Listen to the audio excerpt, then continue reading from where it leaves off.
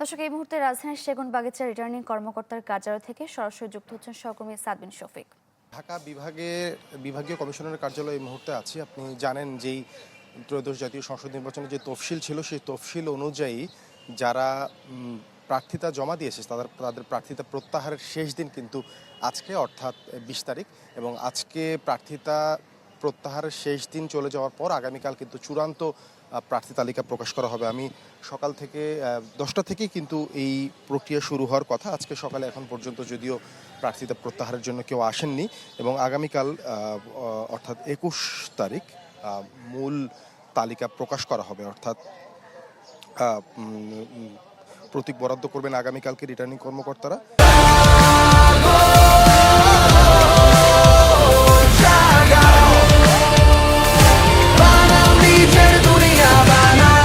এবং আজকের মধ্যে যেসব দল আছে তাদের রিটার্নিং কর্মকর্তাদের কাছে তাদের প্রার্থীর নাম জানাতে হবে।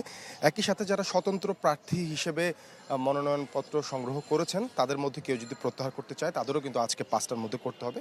এবং বিভাগীয় কমিশনারের কার্যালয় যেখানে আছি, ঢাকার যেই 18টি আসন আছে সংসদীয় আসন, সেই 18টি সংসদীয় আসনের মধ্যে 13টি কিন্তু এই কার্যালয় থেকে দেখভাল করা হয়, এবং সব মিলিয়ে তাদেরকে কিন্তু এই কার্যালয়ে এসেই এই প্রক্রিয়াটি সম্পন্ন করতে হবে। কিছু কিছু রাজনৈতিক দল হয়তো যারা এক আসনে একাধিক প্রার্থী ভেবে রেখেছেন তাদেরও কিন্তু আজকের মধ্যেই এই প্রার্থী তালিকা পুরোপুরি চূড়ান্ত করে যারা প্রত্যাহার করতে চায় তাদের কিন্তু আজকে 5টার মধ্যে জানাতে হবে।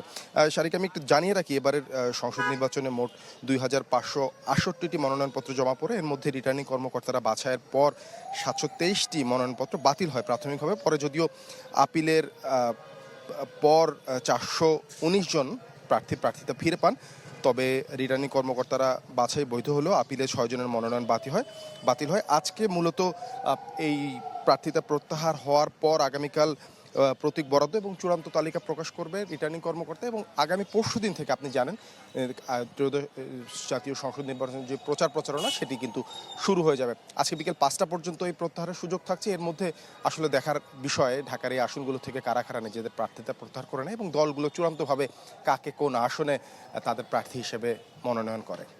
সারিকা, ধন্যবাদ আপনাকে।